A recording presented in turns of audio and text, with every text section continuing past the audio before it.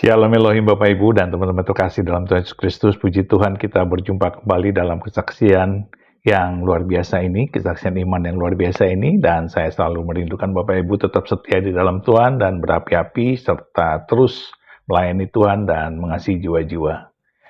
Baik, puji Tuhan, hari ini kita akan mendengarkan kesaksian dari Ibu Prasetyo Suparmi dan Bapak Nur Fitrardin ya.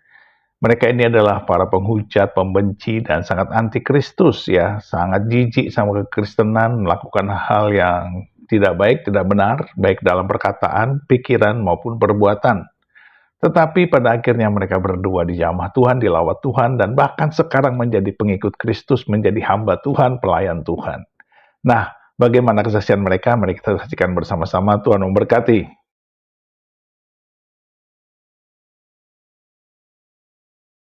Seorang hamba Tuhan yang dulunya sama seperti saya dari Kedar ya, Ibu Prasetyo Suparmi. Prasetya Suparmi, saya mau dengar tadi ya, katanya dulu itu dia kesal banget dan jijik sama orang Kristen ya, sama seperti saya. Tapi dia lebih ekstrim. Bagaimana dulu ceritanya Bu Pendeta? Sekarang sudah jadi pendeta, tapi saya mau tanya bagaimana Tuhan bisa menjamah seorang yang dulu membenci, bahkan Jinggembel dibilang orang gila kita-kita ya. Lanjut Bu. Awalnya saya memang sejak kecil tempat saya tinggal itu komplek pecinan. Jadi Kelengan kecil itu kompleknya kebanyakan Chinese dan kebanyakan orang Kristen. Yang kebanyakan orang Kristen dan yang Islam itu hanya keluarga saya. Saya sebetulnya asli dari Klaten. Nenek moyang saya pengikut Kedar semua, dan pada kelihatan mata-matanya tok gitu ya, seperti itu. Cuma saya karena kerja di Semarang, saya akhirnya di Semarang dan tinggal di komplek pecinan di Kelengan kecil. Saya tidak tahu apa Tuhan atur, saya tidak tahu. Kalau sekarang saya tahu kalau itu Tuhan yang atur, tapi kalau dulu saya belum tahu.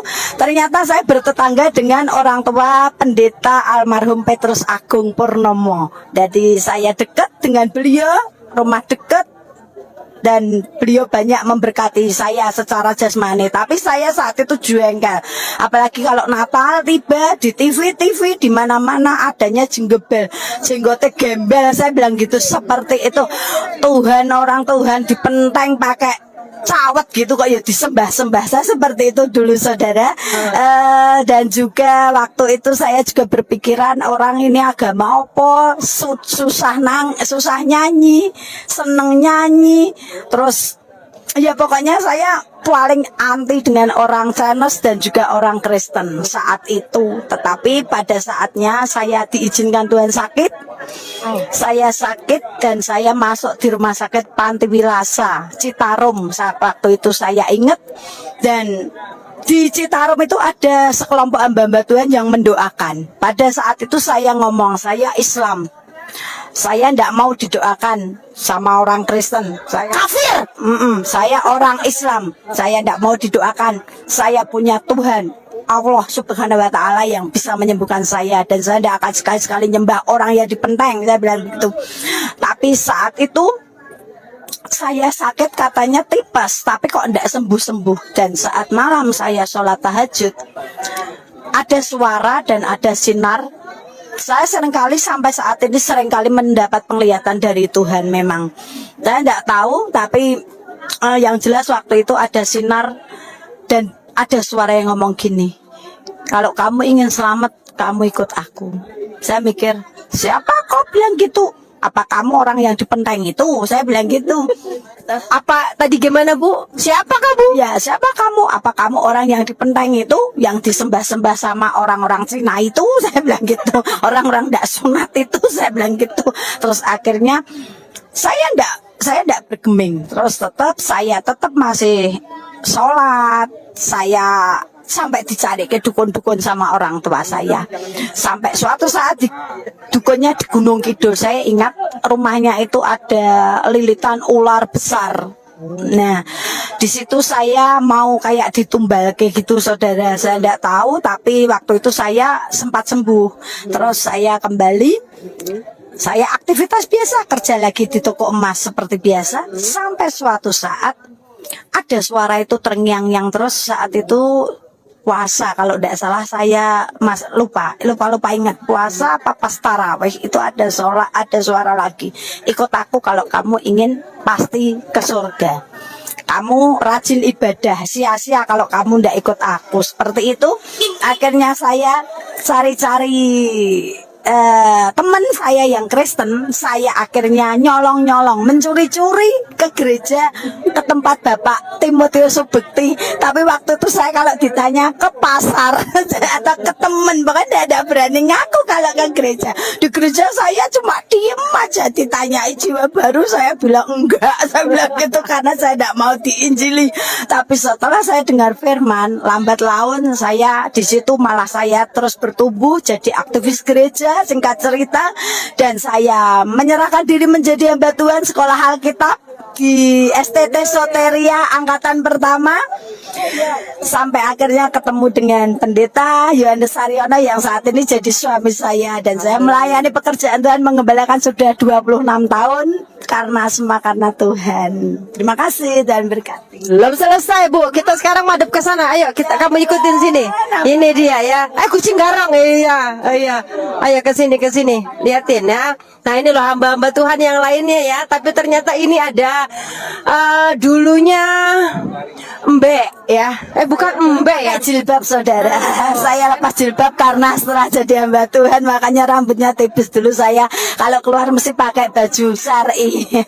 Lalu apa rintangan pertama pada saat akhirnya Ibu memutuskan untuk mengikuti Yesus? Sampai saat ini kakak-kakak saya senantiasa bilang, kemarin kalau saya ke Klaten itu bilang, kamu tuh tak doakan siang malam, kamu itu harus kembali. Apalagi sekarang kamu malah jadi istri hamba Tuhan, malah jadi hamba Tuhan. Bener-bener kamu intipin rokok. Katanya seperti itu.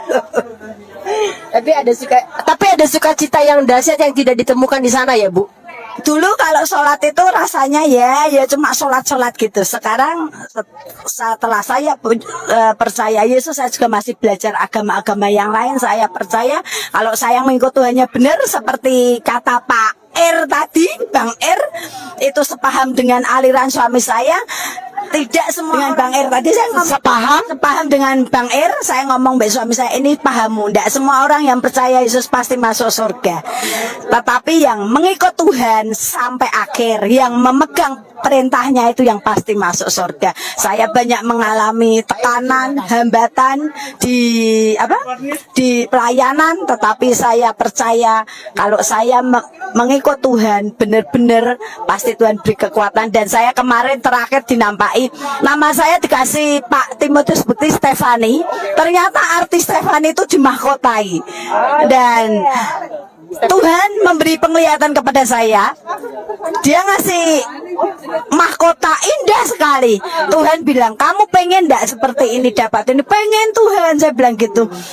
Mana tanganmu? Tangan saya diminta 2 gini. Terus ditaleni. Kalau kamu ingin mahkota ini, kamu harus siap kemana Tuhan bawa dalam hidupmu. Berarti saya harus siap menderita kalau saya ingin diberi kemuliaan sama Tuhan. Terima kasih. Haleluya. Jadi sekarang sudah yakin dan pasti tidak akan kembali. Tidak akan, dan saya pesan sama anak-anak saya, kamu berteman dengan siapa saja boleh, tapi kalau untuk pacar, baru pacar loh ya ini, harus yang seiman. Tanpa seiman tidak mungkin Ibu restui. Mending Ibu hilang telur 1, karena di luar Yesus tidak ada keselamatan. Haleluya. Di luar Yesus tidak ada keselamatan, saudara. Hanya satu, Yesus Kristus yang sanggup menyelamatkan kita. Agama apapun itu hanya jalan berusaha mencari ke surga, tetapi hanya satu, bukan agama Kristen, tapi Yesus Kristus juru selamat kita yang sanggup membawa ke surga. Haleluya. Tuhan Yesus memberkati Bu Stefani. Sekarang jadi Ibu Pendeta Stefani ya. Kalau Bu Stefani, kamu juga bisa ya, karena Tuhan Yesus berkata, akulah jalan kebenaran dan hidup. Tidak ada orang yang bisa ke surga melainkan melalui Bapakku yang di surga ya. Tuhan Yesus memberkati. Selamat Natal. Selamat Natal. Tuhan memberkati. Tetap semangat dalam mengiring Tuhan sampai Tuhan datang yang kedua kali. Amin. Mana suaminya Bu? Bojoku. Ketok sini, ketok. Liatin ketok sini. Ini. Ini Pak Pendeta di sini nih. Pak Pendeta di sini. Selamat Natal Pak. Selamat Natal buat Lucy Daiva Channel. Selamat Hari Natal 2022 buat Lucy Daiva buat buat saudara-saudaraku seiman di sana. oh ya buat saudaraku seiman. Tuhan Yesus kiranya memberkati. Haleluya, amin. Amin. Terima kasih ya Pak. Ayo, lagi bojone ini ibu lagi istrinya Bu Step.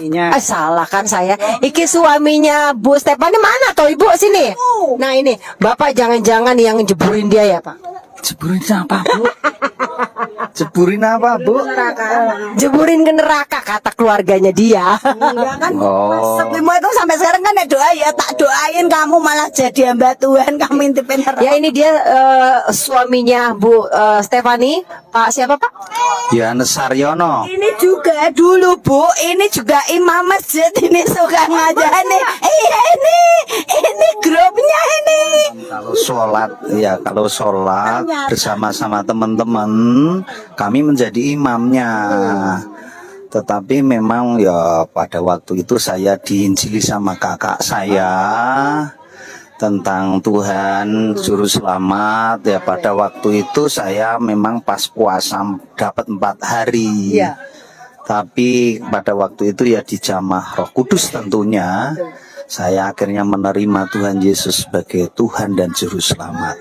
Haleluya Pak. Siapa tadi Bu? Yohanes. Pak Yohanes. Nanti kita akan dengarkan kesaksian Pak Yohanes lewat streamet aja karena kita sudah hujan dan kami mau ke tempat pelayanan yang kedua. Terima kasih ya Bapak Pendeta, Ibu Pendeta. Iya boleh salam dulu kita ya. Tuhan Yesus memberkati. See you, bye-bye.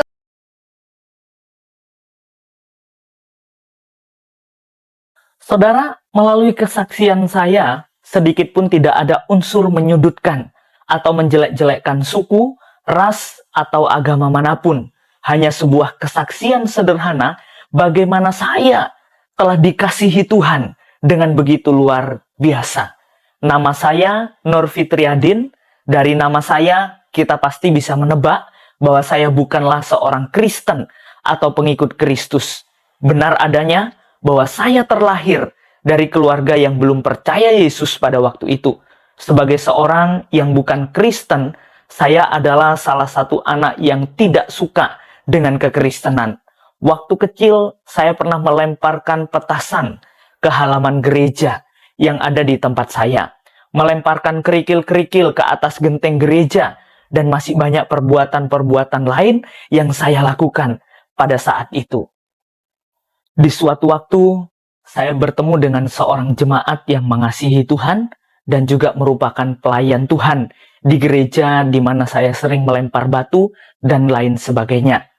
Saya diajak oleh beliau untuk bekerja sama di dalam hal bekerja, yaitu membersihkan halaman rumahnya, dan saat itu saya disekolahkan oleh beliau. Namun saudara, dari didikan dan asuhan beliau, saya benar-benar belajar ketaatan dan kedisiplinan. Namun pada saat itu, saya belum menerima Yesus. Saya menjalani hidup keagamaan saya pribadi. Dan jemaat tersebut juga memberikan pengertian bahwa saya pun harus taat kepada ajaran agama saya yang saya hidupi. Sampai di suatu hari, dan itulah waktu Tuhan bagi saya, ada seorang hamba Tuhan yang memberikan saya satu ayat firman Tuhan di dalam kitab Yohanes 14 ayat yang ke-6 yang dituliskan kata Yesus kepadanya, "Akulah jalan dan kebenaran dan hidup. Tidak ada seorang pun yang datang kepada Bapa kalau tidak melalui aku." Saya tidak meresponi dengan serius apa yang telah disampaikan oleh pelayan Tuhan tersebut. Saya mempunyai prinsip bahwa kita mempunyai kepercayaan masing-masing. Namun rencana Allah tidak pernah gagal di dalam menjangkau setiap orang yang Dia kasihi. Ayat tersebut melekat kuat di dalam pikiran saya dan terus-menerus terngiang-ngiang di dalam pikiran saya. Sampai akhirnya saya memberanikan diri untuk bertanya kepada hamba Tuhan tersebut tentang Yohanes 14 ayat 6. Dan puji Tuhan, beliau dengan setia mementori dan membimbing kerohanian saya sampai saya mengambil keputusan menerima Yesus sebagai Tuhan dan Juru Selamat pribadi saya. dan saya memberi diri untuk dibaptis. Pada waktu itu saya lulus dari kelas 6 Madrasah Ibtidaiyah. Dengan berjalannya waktu yang ada, saya sudah menerima Yesus, dan inilah proses yang harus saya lalui hari demi hari.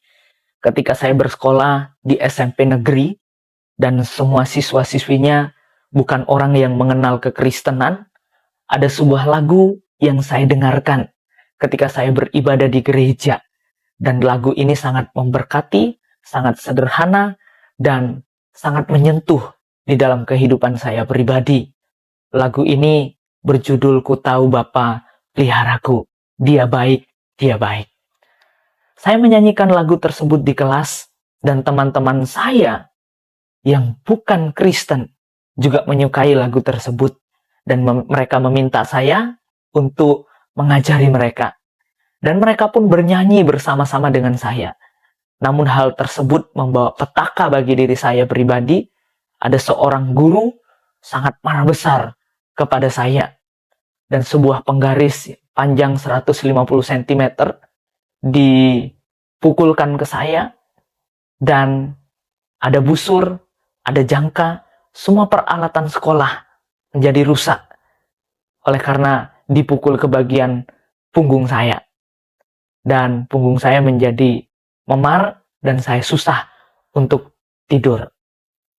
Kejadian tersebut tidak membuat saya menyangkal iman saya kepada Tuhan. Tuhan pun berperkara di dalam semuanya itu. Karena suatu kejadian dan suatu hal, guru yang telah menganiaya dan memukul saya mengundurkan diri dari sekolah karena ikut andil di dalam calon legislatif, harus meninggalkan jabatannya sebagai guru. Nah, disitulah saudara, guru tersebut membuat saya pribadi merasa aman dalam perlindungan Tuhan sampai 3 tahun. Saya tidak ada masalah di SMP negeri. Dan sampai pada masa SMA, saya merasa aman dalam perlindungan Tuhan. Dan ini adalah babak yang baru, yang lebih menantang di dalam kehidupan saya. Awal dari semua proses Tuhan yang membuat saya lebih dan lebih untuk suatu kehidupan yang lebih baik. Semakin hari, semakin saya memiliki suatu panggilan hidup untuk menjadi seorang hamba Tuhan. Ini adalah bukan perkara yang mudah bagi saya, karena berhubungan dengan status saya sebagai seorang anak yang bukan dari Kristen. Semua terasa sangat berat. Terjadi ketegangan yang lumayan panas di dalam keluarga saya. Orang tua saya menentang saya masuk Kristen, bahkan menjadi seorang hamba Tuhan. Mereka berusaha semaksimal mungkin untuk membuat saya kembali kepada keyakinan saya yang lama. Waktu terus berjalan, saya mengambil waktu berpuasa dengan sungguh-sungguh mendoakan apa yang menjadi pergumulan saya untuk bersekolah sebagai hamba Tuhan. Sampai pada suatu titik di mana saya mengambil keputusan bulat untuk tetap melanjutkan apa yang telah menjadi panggilan Tuhan di dalam diri saya. Di sini saya bertaruh hidup, tetap setia pada panggilan Tuhan atau menghormati orang tua saya. Saya diperhadapkan dengan dua pilihan yang dalam tanda kutip bagi saya itu adalah suatu hal yang sangat berat untuk saya pilih. Namun saudara, saya membulatkan diri dengan segala resiko yang ada untuk tetap pada panggilan saya sebagai hamba Tuhan. Dan mendengar pernyataan tersebut dengan sangat marah, bapak saya memutuskan bahwa sejak saat itu, saya bukan bagian dari anggota keluarga. Dan saya diusir dari rumah, dan ketika diusir dari rumah, saya numpang di warnet tempat teman saya bekerja. Karena saya tidak tahu di mana saya harus tinggal sementara waktu, karena waktu itu posisi sudah larut malam. Dan akhirnya saya ke rumah jemaat yang membiayai saya sekolah. Saya menceritakan semua hal yang terjadi di dalam hidup saya, dan mereka menerima saya dengan baik. Sampai pada akhirnya Allah menyatakan semuanya bagi saya. Dia menuntun saya kepada pembentukan sebagai seorang hamba Tuhan di Institut Injil Indonesia Batu. Di sana dibentuk dan diproses selama kurang lebih 5 tahun 8 bulan untuk benar-benar siap menjadi hamba Tuhan. Dan semua berjalan di dalam pertolongan dan perlindungan Tuhan. Meskipun ada susah dan perjuangan yang saya lalui, namun kasih dari Bapa tetap menyertai dan menopang saya secara pribadi. Pada akhirnya, Tuhan Yesus benar-benar membawa saya kepada suatu bagian yang indah, di mana keluarga saya boleh menerima saya kembali dengan tulus dan penerimaan yang baik, meskipun mereka tahu saya sudah menjadi hamba Tuhan. Bahkan ibu saya juga dapat hadir di dalam proses wisuda saya, mengakhiri masa pembentukan saya di Institut Injil Indonesia, Batu. Saudara, semua baik adanya. Tidak ada rencana Allah yang salah, dan tidak ada rencana Allah yang gagal bagi setiap kita yang dikasihinya. Segala puji, hormat, dan kemuliaan hanya kepada Tuhan Yesus Kristus, Allah yang hidup dan yang berdaulat atas kehidupan manusia. Mari saudara, saya mengajak kita untuk belajar kesetiaan dalam mengikut Tuhan, kesetiaan dalam panggilan Tuhan. Oleh sebab itu mari kita belajar setia, melayani Tuhan dengan segenap hati kita. Dan biarlah kesaksian saya boleh menjadi berkat bagi setiap kita dan membawa kita untuk lebih setia mengikut Tuhan sampai akhir hidup kita. Tuhan Yesus memberkati. Puji Tuhan, puji Tuhan, puji Tuhan, kesaksian yang dahsyat luar biasa dari dua pribadi yang sangat berbeda, ya, masing-masing dalam usia yang jauh berbeda dan dalam tempat yang berbeda, dalam suku yang berbeda dan asal muasal yang berbeda, tetapi mereka punya kesamaan yaitu antikristus, pembenci Yesus, sangat jijik sama orang Kristen, tetapi akhirnya dilawat Tuhan, dijamah Tuhan dan menjadi pengikut Kristus yang setia dan bahkan menjadi hamba Tuhan, ya, pelayan Tuhan, pendeta. Nah, Bapak Ibu, marilah kita terus bersaksi, marilah kita terus berdoa, marilah kita terus mengasihi. Inilah bukti kasih Tuhan. Setiap orang yang menghujat Yesus, yang membenci kekristenan, akhirnya dilawat Tuhan, dijamah Tuhan. Kita tidak bisa untuk menjadi sama dengan dunia, kita tidak sama dengan mereka, kita tetap mengasihi, mengampuni, dan memberkati. Karena itulah kasih Tuhan yang telah Tuhan berikan kepada kita, maka kita sebarkan kepada semua orang. Tetaplah setia, tetaplah semangat, dan tetaplah menjadi berkat. Tuhan beserta kita dan selalu melindungi kita dari segala hal yang buruk. Tuhan berkati di dalam nama Bapa dan Anak dan Roh Kudus, di dalam nama Tuhan Yesus Kristus. Haleluya, haleluya, haleluya. Amin, amin, amin, amin, amin.